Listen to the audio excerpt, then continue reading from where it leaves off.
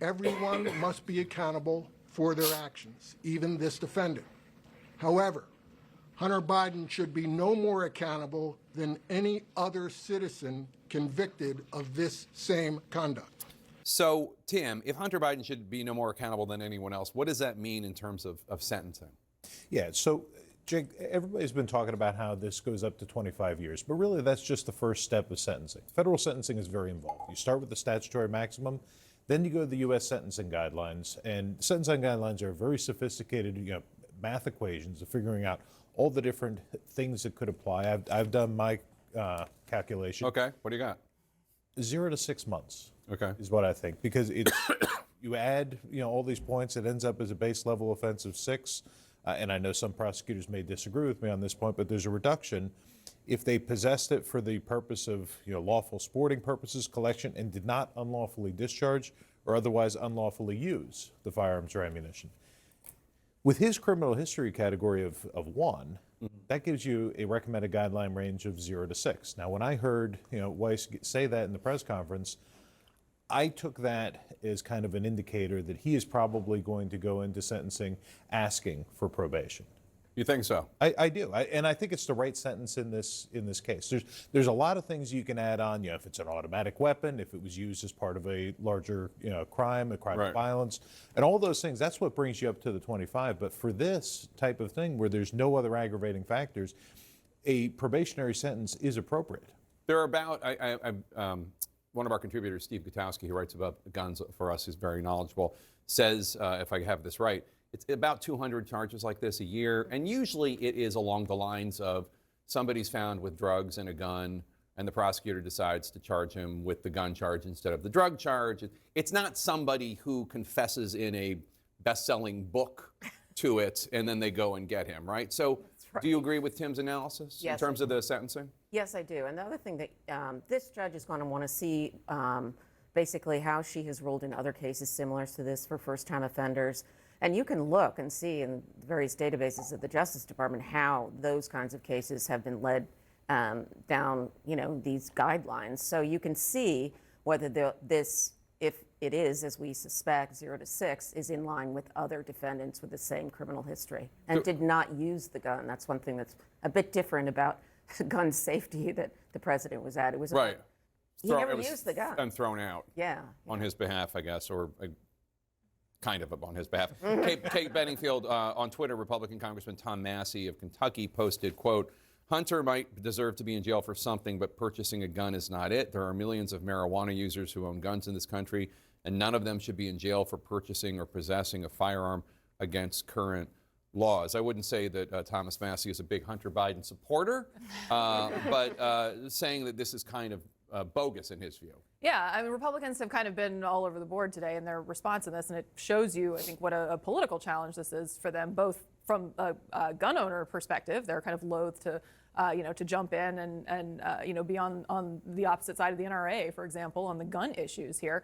But also, I think that they have seen over time that trying to make Hunter Biden struggles with addiction, which is fundamentally kind of what this is for the average American. I mean, you sort of heard that from Juror 10, who talked about all of the case in terms of the heart-wrenching testimony and the struggle of the family.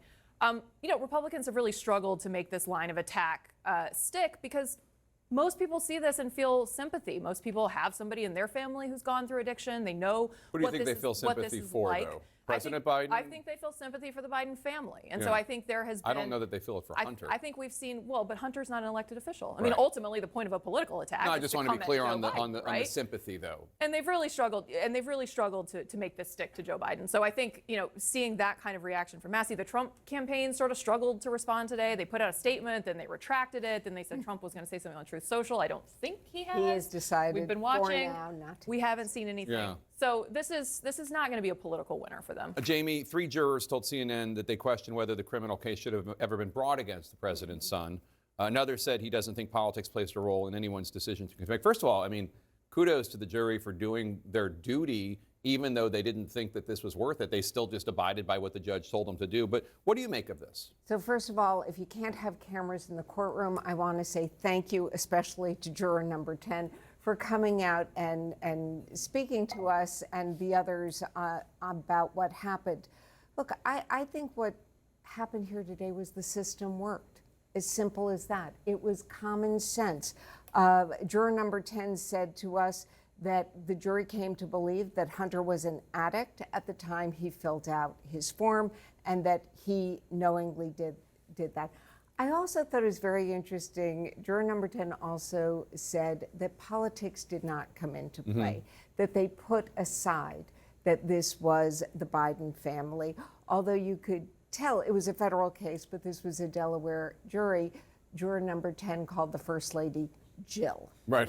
This is a family they're familiar with. For the very first time in the history of these United States, an immediate family member of a sitting president is now a convicted felon. Hunter Biden was found guilty today on all 3 federal gun charges. Let's bring back our panel. So, Victoria, anyone who thinks that the unfounded attacks against the U.S. Justice Department, that they, it's just a tool of Biden to go after his political enemies, will just stop because of this, or the Menendez case, or the Cuellar case in Texas, is probably mistaken. But do you see any political ramifications going forward? Well, I do think that democracy is held. The rule of law is part of democracy. Jurors are, one of the things the founders adored jurors because they were a kind of democratic decision making. The king can't throw you away into jail. So I think we will see that some of the attacks blunted. Earlier, we saw that former President Trump has not commented, for example, on this But I think what you see is a totally different pitch from, we don't see Hunter Biden, screaming about the illegitimacy of the justice system. And so that contrast to the former president and his antics, I will say, at the trial, and this rather dignified acceptance of responsibility is something that I think we will continue to see. So let me ask you this, Tim, because it occurred to me. Whatever one thinks about the Biden family, Hunter, James, the president, et cetera, what happened today would not have happened if A, President Biden, upon taking office, didn't keep the U.S. Attorney of Delaware as U.S. Attorney, even though he was appointed by Trump, because of the investigation into Hunter and not wanting to be unethical. And B, if U.S. Attorney General Merrick Garland hadn't appointed Weiss, that U.S. Attorney, as special counsel after the questionable sentencing issue, I mean, it's just, you can't dispute it. I mean, it happened because Joe Biden actually abided by what ethics officials would have wanted him to do. He left the Trump-appointed prosecutor in front of the Trump-appointed judge, and this was the result. I mean, look, I'm not somebody that believes that the Justice Department and everything has been weaponized. I think I look at each one of these cases individually, and we have had this type of thing throughout our history. We once had a president of the United States who ordered his vice president indicted, Thomas Jefferson, Aaron Burr. So this type of thing has happened throughout our history, but ultimately the jury is the great equalizer. And so, I think that it is to Biden's credit that he kind of, stood back and let this process play out. And, it's going to play out again shortly in California. Yeah, with the tax Yeah, charges against him. And an uncomfortable moment, and you heard Kayla Tausche, our White House correspondent, talking about this, Biden speaking at a gun safety event, and he was supposed to herald all these laws and regulations that help keep guns out of the wrong people's hands. And obviously, he didn't mention it because that's his son. I mean, that's one of those laws. You're not supposed to be able to, if you're using or addicted to drugs, you're not supposed to have a gun, and he kind of skirted that law. I mean, well, I think this, first of all, I think this is a fluke of the schedule, but in some ways, of course, is there a more compelling event for him to go to demonstrate that But he's should he have not leaned into it more, do you think?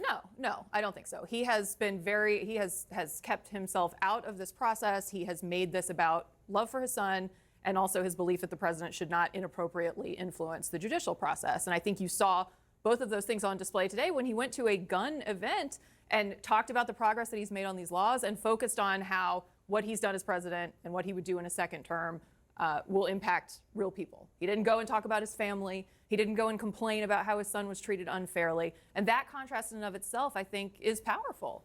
Jamie, former President Trump's campaign said, and I'm not sure if this was the one that they retracted or if this is a new one, you'll have to tell me, quote, "This trial has been nothing more than a distraction from the real crimes of the Biden crime family, which has raked in tens of billions of dollars From China, Russia, and Ukraine, crooked Joe Biden's reign over the Biden family criminal empire is all coming to an end on November 5th, and never again will a Biden sell government access for personal profit. Is that the one that they revoked, or is this a new one? This is number 3, is actually. oh, okay. The first one had a tagline, "As for Hunter, we wish him well in his recovery and legal affairs." They took that one back in. This is now out without that. Well, what does the final fact line. that this is their response say about it all? I just want to say the words Biden crime family are staying on my bingo card for Donald Trump for the rest of this campaign.